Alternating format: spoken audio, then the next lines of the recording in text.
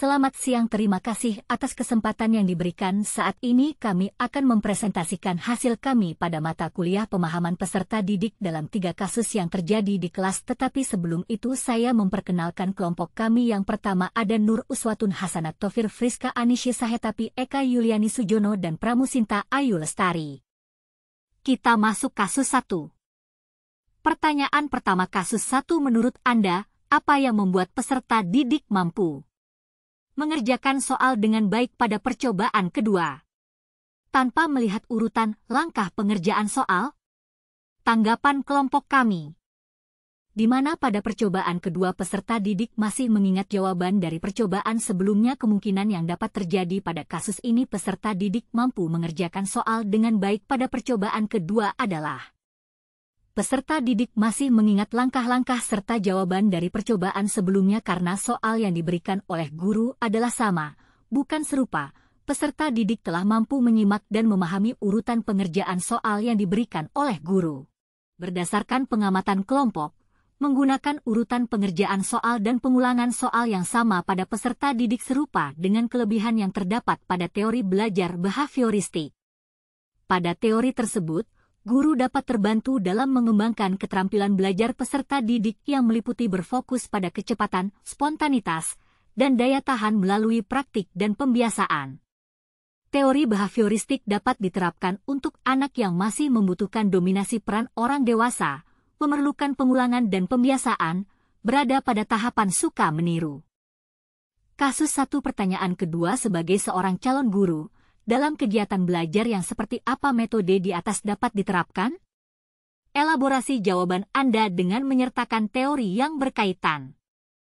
Menurut pendapat kami, teori belajar pada metode kasus di atas menerapkan teori belajar behavioristik. Dalam hal ini pembelajaran berpusat pada guru dan peserta didik.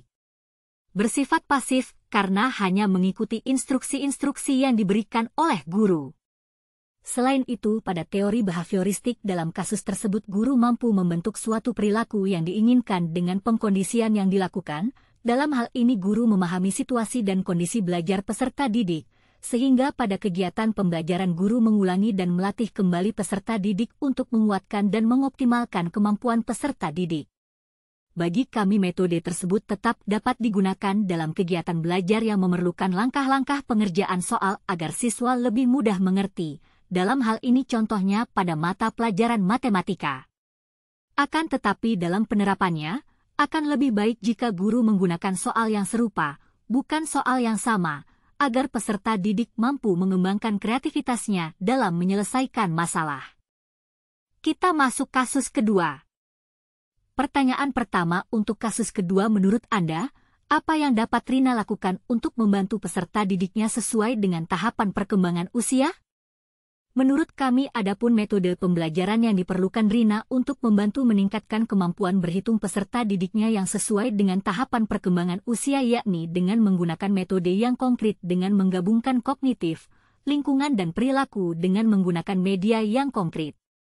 Pada tahap perkembangan dalam teori perkembangan, peserta didik pada bangku kelas 1 SD telah masuk pada tahap operasional konkret 7-11 tahun.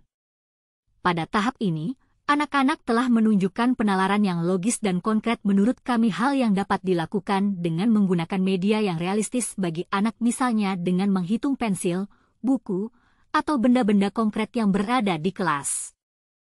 Pertanyaan kedua, kasus 2. Mengapa Anda menyarankan hal tersebut? Elaborasi jawaban Anda dengan menyertakan teori yang berkaitan. Adapun alasan kami menyarankan hal tersebut yakni berdasarkan tahapan perkembangan usia anak yang memang membutuhkan benda konkret dalam pelajaran terutama matematika untuk memudahkan proses pembelajaran dan peserta didik akan merasa lebih mudah memahami sesuatu yang nyata dan ada di sekitar mereka. Selain itu, kemampuan peserta didik dalam berpikir dan belajar melalui hal-hal yang diamati akan meningkat.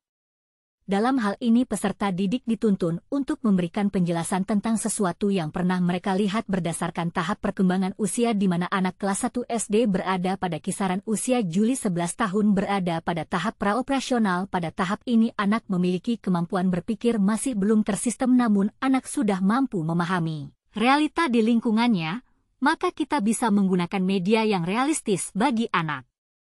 Kasus terakhir, kasus ketiga. Pertanyaan pertama, kasus ketiga, menurut Anda, apakah pertimbangan dan keputusan Made sudah sesuai? Mengapa demikian? Menurut kami pertimbangan dan keputusan Made sudah sesuai, karena telah memperhatikan karakteristik peserta didik yang meliputi etnik, kultural, status sosial, minat, perkembangan kognitif, kemampuan awal, gaya belajar, motivasi, perkembangan emosi, perkembangan sosial, perkembangan moral serta perkembangan motorik. Karakteristik tersebut sangat diperlukan untuk menjadi perhatian dan pijakan pendidik dalam melakukan seluruh aktivitas pembelajaran. Kognitif dan lingkungan saling berinteraksi untuk mempengaruhi pembelajaran. Faktor lingkungan mempengaruhi perilaku dan sebaliknya, faktor kognitif mempengaruhi perilaku dan sebaliknya, serta faktor lingkungan mempengaruhi kognitif. Suatu proses pembelajaran akan dapat berlangsung secara efektif atau tidak, sangat ditentukan oleh seberapa tinggi tingkat pemahaman pendidik tentang karakteristik peserta didiknya. Pertanyaan kedua, kasus ketiga. Prinsip apa yang Made gunakan dalam kasus tersebut? Elaborasi jawaban Anda dengan menyertakan teori yang berkaitan. Menurut kelompok kami, prinsip yang Made gunakan adalah menjadi guru yang berpihak pada peserta didik, di mana Made mempertimbangkan kondisi dan latar belakang dari peserta didiknya. Made memilih untuk menggunakan lingkungan sekitar agar peserta didik lebih mudah belajar. Hal ini sesuai dengan teori belajar behavioristik, karena guru terbiasa untuk bersikap teliti dan peka saat kondisi belajar mengajar. Sehingga hal yang dilakukan Made sesuai dengan mempertimbangkan lingkungan siswa dalam proses pembelajaran. Makan apel rasa manis. Dosen ganteng kita terpanah. Mahasiswa PPG sangat manis. Sekian presentasi kami, terima kasih.